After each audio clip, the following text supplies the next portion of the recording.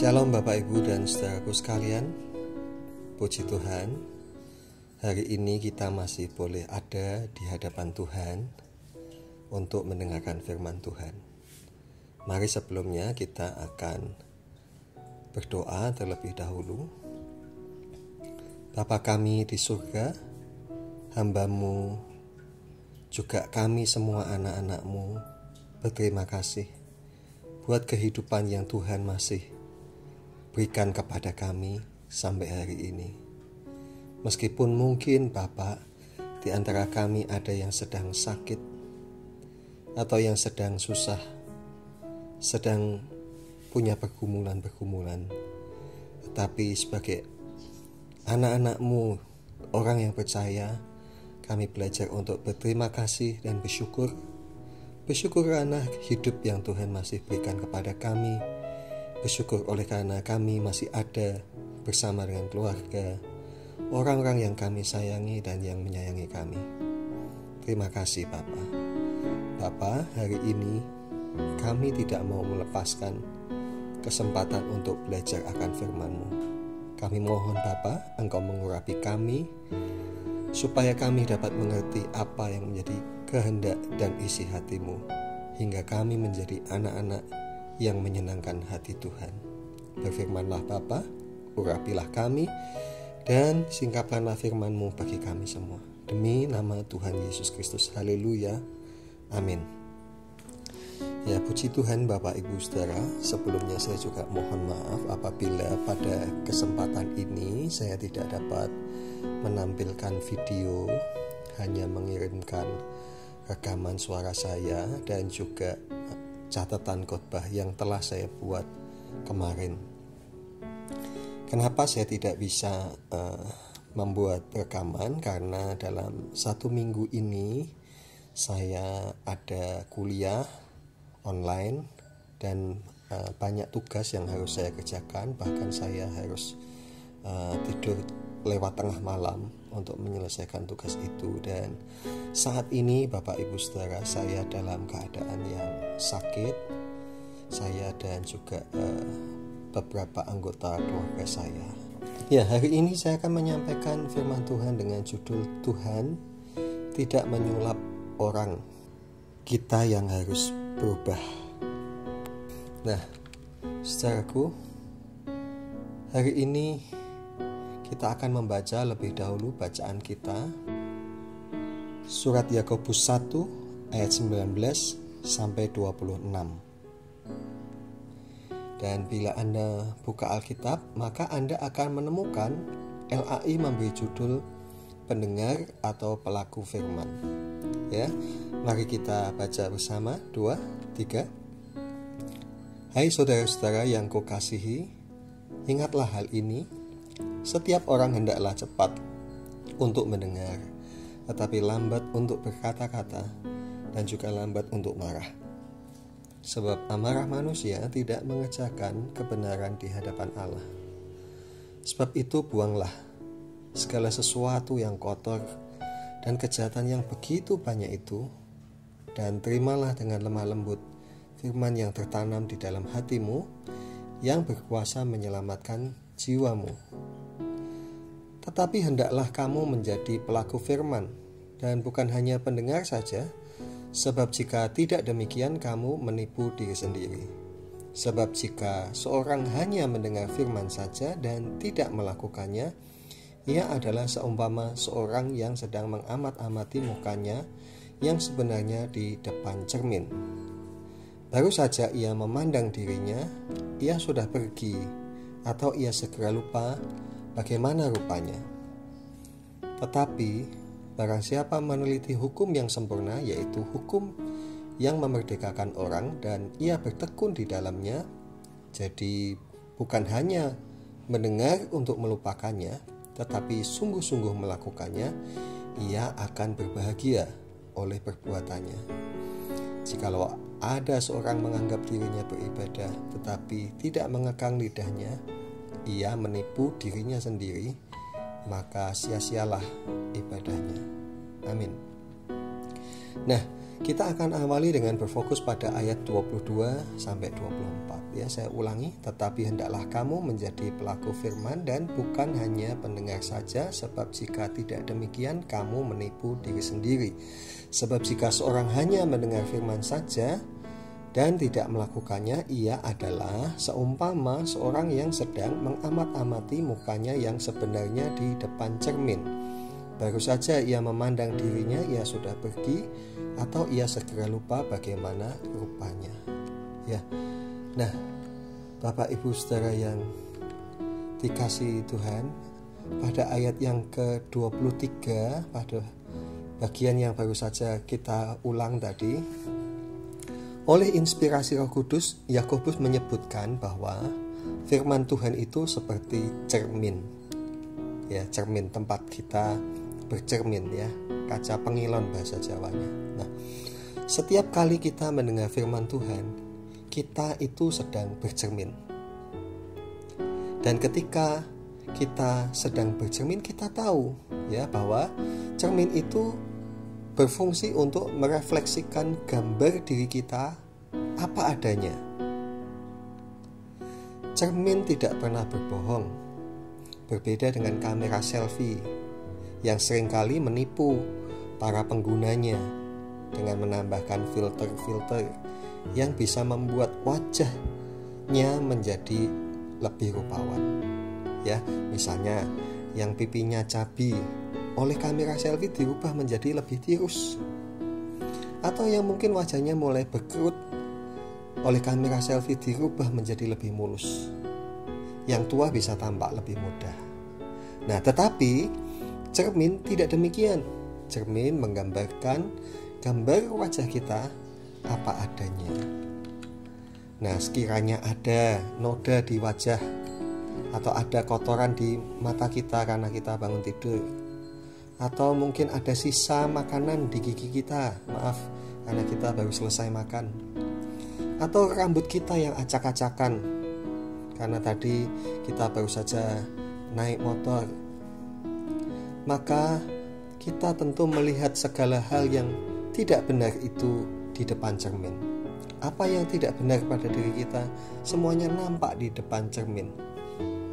Dan tentu saja kita tidak dapat meminta supaya cermin membersihkan noda di wajah kita, atau meminta cermin untuk menyisir rambut kita, atau meminta cermin untuk menyeka kotoran mata. Ya, tidak bisa. Cermin hanya menunjukkan keberadaan kita apa adanya. Ya, hal-hal yang ada pada kita, noda yang ada di wajah, rambut yang acak-acakan, dan hal-hal yang lain yang tidak beres, kita sendirilah yang harus berkeinginan dan bertindak untuk membereskan segala sesuatu itu. Segala apa yang salah yang ada di wajah kita, kitalah yang harus menyingkirkannya. Apa yang tidak rapi, kitalah yang harus merapikannya. Nah, begitu juga ketika kita sedang belajar, mendengar, atau membaca firman Tuhan. Segala apa yang ditunjukkan oleh firman Tuhan itu menampilkan keberadaan kita yang apa adanya. Dan ketika kita sudah mendengar atau kita sudah membaca firman Tuhan itu, semestinya kita harus segera bereskan apa yang tidak beres. Segera. Ya, segera. Jika tidak, apa yang akan terjadi? Kita pasti akan mendapat malu. Sama seperti kita keluar rumah dengan wajah kita yang sedang acak-acakan, atau dengan kotoran mata yang masih ada di sudut mata kita. Dan ketika mungkin kita bermaksud tersenyum dan menunjukkan keramahan kita, ternyata maaf ada sisa capek yang ada di antara gigi.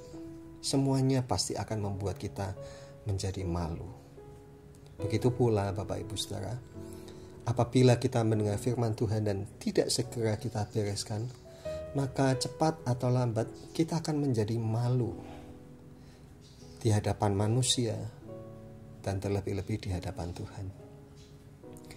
Nah, Selanjutnya Bapak Ibu Saudara, apa di hidup kita yang harus kita bereskan? Sekarang kita lihat terlebih dulu hari ini cukup dari konteks yang tadi kita baca ya. Coba kita ulang surat Yakobus 1 ayat 19 sampai ayat yang ke-21. Ya, ayat 19. Hai saudara-saudara yang kukasihi, ingatlah hal ini. Setiap orang hendaklah cepat untuk mendengar, tetapi lambat untuk berkata-kata, dan juga lambat untuk marah. Sebab amarah manusia tidak mengerjakan kebenaran di hadapan Allah. Sebab itu, buanglah segala sesuatu yang kotor dan kejahatan yang begitu banyak itu, dan terimalah dengan lemah lembut firman yang tertanam di dalam hatimu, yang berkuasa menyelamatkan jiwamu. Bapak Ibu Saudara, bagian yang kita baca barusan menunjukkan kepada kita bahwa kita ini cenderung menjadi pribadi yang sukar untuk mendengar. Kita sukar untuk mendengarkan perkataan orang-orang yang memberi saran atau memberi masukan kepada kita. Khususnya apabila orang tersebut kita pandang remeh. Mungkin karena dia lebih muda, atau mungkin karena dia lebih sederhana, atau mungkin karena kita tahu sekolahnya dia lebih rendah daripada kita, dan mungkin dia lebih miskin dari kita. Kita seringkali menganggap remeh, dan kita sukar mendengarkan perkataan-perkataan mereka. Sebaliknya, tidak jarang juga kita juga meremehkan orang-orang yang sebenarnya lebih tua dari kita. Orang-orang yang jelas-jelas mempunyai pengalaman yang lebih di dalam kehidupan ini daripada kita. Mengapa demikian? Jawabannya sederhana. Karena kita ini kurang rendah hati. Coba kita ingat pada pribadi Tuhan Yesus, guru kita itu. Kita tahu Tuhan Yesus adalah Allah sendiri. Tetapi ketika dia menjadi manusia, dia merelakan dirinya untuk hidup dalam asuhan Yusuf dan Maria. Kita tahu Yusuf adalah seorang yang sangat sederhana. Dia hanya seorang tukang kayu. Tetapi dalam Lukas 2 ayat 51, mari kita baca bersama, 2, 3. Lalu ia pulang bersama-sama mereka ke Nazaret, dan ia tetap hidup dalam asuhan mereka, dan ibunya menyimpan semua perkataan itu di dalam hatinya. Amin. Jadi kita membaca Tuhan Yesus hidup di dalam asuhan Yusuf dan Maria. Orang-orang yang sederhana, bukan orang kaya, bukan orang berpendidikan tinggi, tetapi orang-orang yang sama seperti orang yang lain, sederhana. Nah, kalau kita melihat konteks Lukas pasal 2 ayat 51, kita akan mengetahui bahwa pada waktu itu, setelah hari perayaan, ketika Tuhan Yesus diajak oleh orang tuanya mengunjungi kota Yerusalem dan perayaan telah selesai, setelah hari perayaan itu selesai, mereka melakukan perjalanan kembali pulang ke Nazaret dengan rombongan tentu saja. Ternyata Tuhan Yesus tertinggal. Dan itu baru disadari beberapa hari kemudian. Kemudian Maria dan juga Yusuf kembali ke kota Yerusalem. Ya, setelah 3 hari mereka menemukan dia ternyata sedang ada di bait Allah. Coba kita baca supaya lebih jelas. Lukas 2 ayat 46-47. Sesudah 3 hari mereka menemukan dia dalam bait Allah. Ia sedang duduk di tengah-tengah alim ulama sambil mendengarkan mereka dan mengajukan pertanyaan-pertanyaan kepada mereka. Dan semua orang yang mendengar dia sangat heran akan kecerdasannya dan segala jawab yang diberikannya. Amin. Jadi dari deskripsi yang tadi kita baca, kita mengetahui ternyata Tuhan Yesus sedang ada di dalam bait Allah dan sedang berdiskusi. Seorang anak kecil sedang berdiskusi dengan ahli-ahli agama. Dan semua ahli-ahli itu takjub, heran, kagum akan kecerdasan Tuhan Yesus yang mengetahui banyak hal tentang hukum Taurat. Nah, jadi saudaraku, meskipun Tuhan Yesus adalah Allah sendiri, dan meskipun ketika dia menjadi manusia, dari kecil saja ia sudah pandai kitab Taurat, tetapi Tuhan Yesus tetap hidup di bawah asuhan Yusuf dan Maria. Satu contoh yang perlu kita ikuti Bapak Ibu Saudara, supaya kita belajar untuk rendah hati. Jangan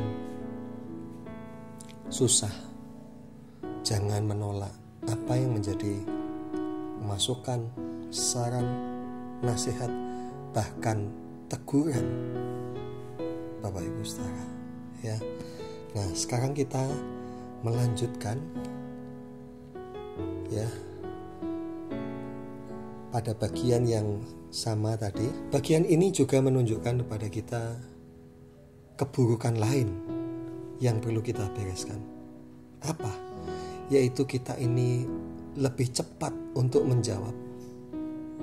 Kita lebih cepat untuk menjadi marah.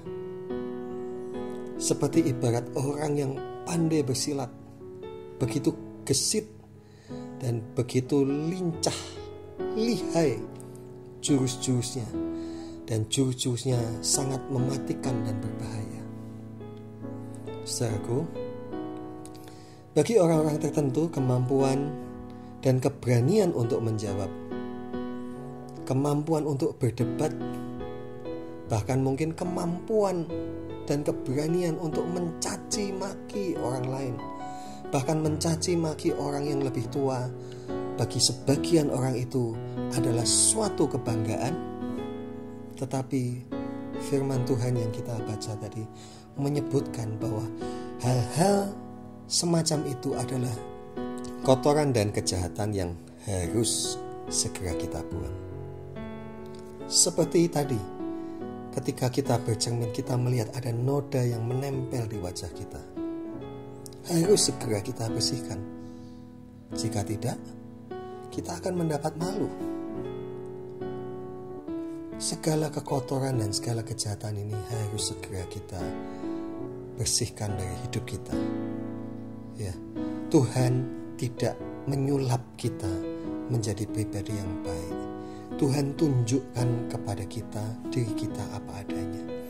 Dari diri kitalah harus terbit keinginan untuk membereskan segala sesuatu.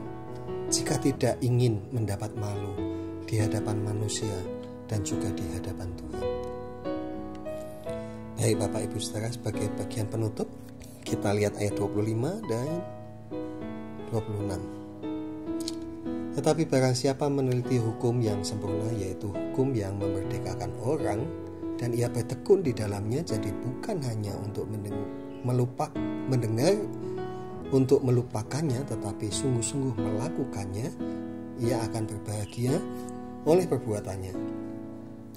Jikalau ada seorang yang menganggap dirinya beribadah, tetapi tidak mengekang lidahnya, ia menipu dirinya sendiri, maka sia-sialah ibadahnya. Bapak Ibu Saudara, pada bagian akhir dari firman Tuhan yang kita baca ini, firman Tuhan memberikan kepada kita afirmasi atau penegasan bahwa kita harus menjadi pelaku firman.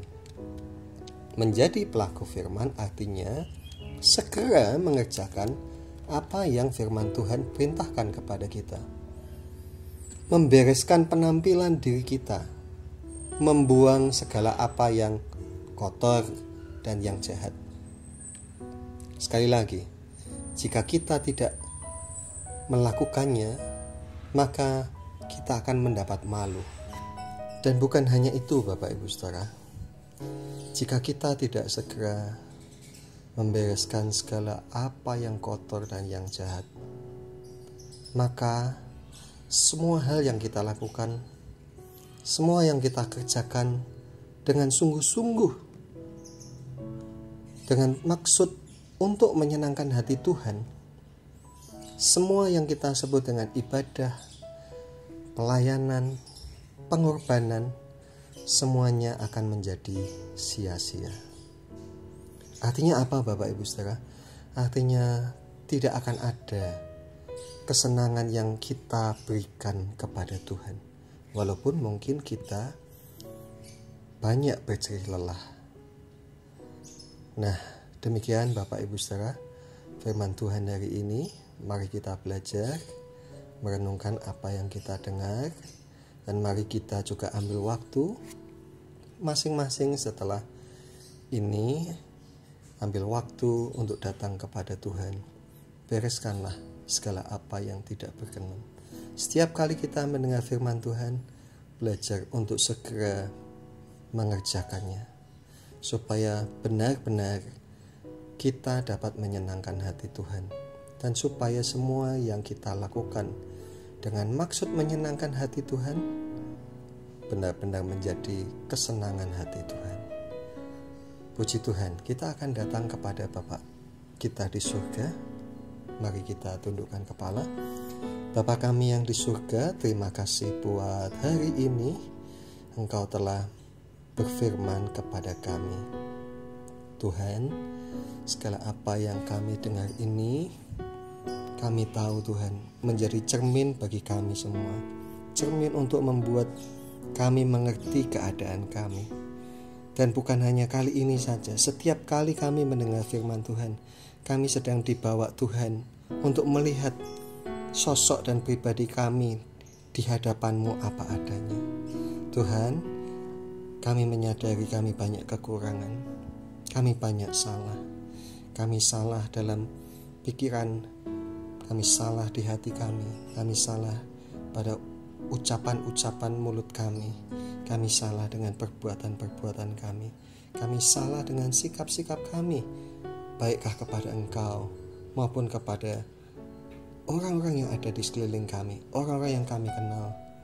Tuhan, kami mohon ampunilah kami. Tuhan terus tolong dan Tuhan terus bimbing kami, supaya makin hari kami makin berkenan di hadapan Tuhan. Ajar kami untuk menjadi pribadi yang rendah hati, sama seperti Engkau ya Tuhan. Menjadi pribadi yang dapat mendengar masukan, saran, nasihat, bahkan mungkin teguran dari siapapun yang dinyatakan Tuhan lewat mereka untuk kebaikan kami. Tuhan menolong kepada kami menjadi pribadi yang rendah hati dan lemah lembut sama seperti Tuhan, dan jadikan kami pelaku-pelaku dari segala firman-Mu, sehingga apa yang kami lakukan untuk menyenangkan-Mu benar-benar disempurnakan oleh kehidupan kami yang menyenangkan hati Tuhan. Terima kasih Bapa. Sekarang Bapa, pada akhir ibadah ini kami mohon Bapa Engkau mengulurkan tangan-Mu ke atas kepala kami dan berkatilah kami ya Bapa. Tumpangkanlah tangan berkat-Mu atas kami semua. Dan marilah Bapak Ibu Saudara, terimalah dari Allah Bapa kita berkat, rahmat, pertolongan, kekuatan, kesehatan, dan juga kesembuhan bagi kita semua yang sakit pada saat ini. Dan biarlah damai sejahtera dari Allah Bapa kita turun ke dalam hati dan pikiran kita semua. Dan mari kita selalu hidup dalam kasih Tuhan Yesus dan penyertaan Roh Kudus. Tuhan menolong, menyertai, dan memberkati semua apa yang kita lakukan menjadi berhasil. Terima kasih Bapa, segala puji, hormat, kemuliaan, syukur bagi Engkau Bapa kami di surga. Dalam nama Tuhan Yesus Kristus. Haleluya. Amin. Puji Tuhan Bapak Ibu Saudara. Tuhan Yesus memberkati kita semua, dan mohon dukungan dan doa bagi kami sekeluarga, supaya kami dapat melewati hari-hari